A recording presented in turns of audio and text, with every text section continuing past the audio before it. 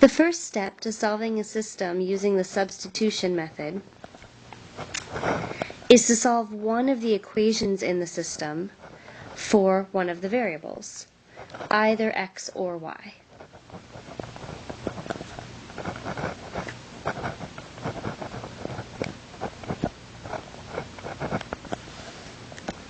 Sometimes this step is done for you, and one of the equations will be written as y equals or x equals. When choosing which equation and which variable to solve for, try to pick something that will be as easy as possible. In our example, if you look at the first equation, you'll see that the x is by itself, and so it's a good candidate for solving for.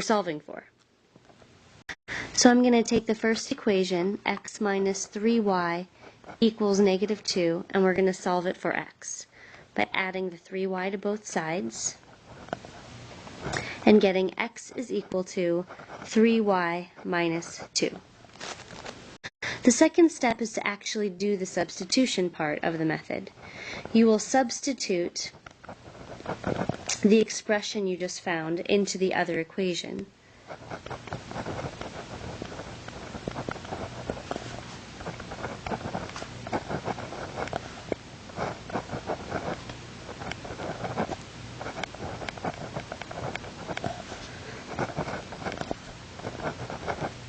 And you'll be substituting it in for the solved variable, the variable that you just solved for. In our case, x. So we'll take the second equation, negative 5x minus 2y equals 10.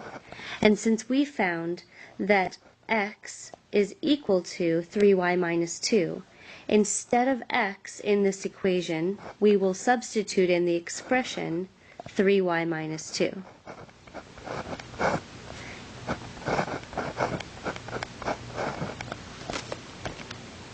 The third step is to simply solve this new equation, since what you now have is an equation all in terms of one variable, for us, y.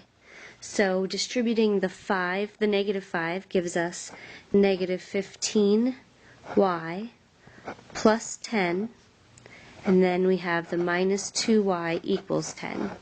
Combining like terms, we get negative 15y and negative 2y is negative 17y plus 10 equals 10.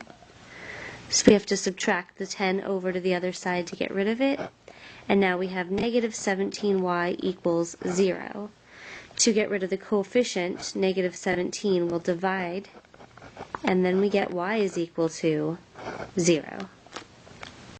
Our original system has both x and y variables. We've just found the answer for y, but we still have to find the answer for x. And that is what our next step will make us do. Step 4 is to plug the value we just found back into the system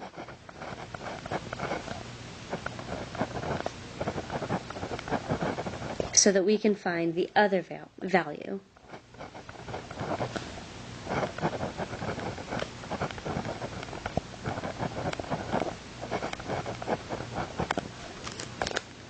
Now at this point you should be able to plug this value for y into either equation in the original system.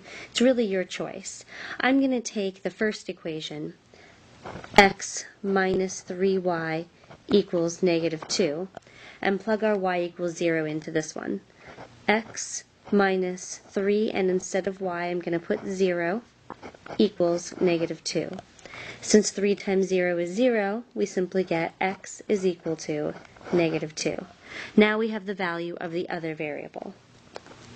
Since, as I said, this should be the same in both equations, it's a good idea to do a step 5, which is to check and make sure that it gives you the same thing in both equations. Since I just used the first equation to get the x value, I'm going to use the other equation, the second one, negative 5x minus 2y equals 10, as my check. I'm going to plug both values in. So negative 5 times x is supposedly negative 2, minus 2 times y is hopefully 0, and hopefully this works out to be 10. Negative 5 times negative 2 is 10, minus 0 does give us 10. 10 equals 10. Oops. So that means that our answers are correct. And the final answer to this problem, we usually write as a coordinate the x value and then the y value, so that would be -2, 0.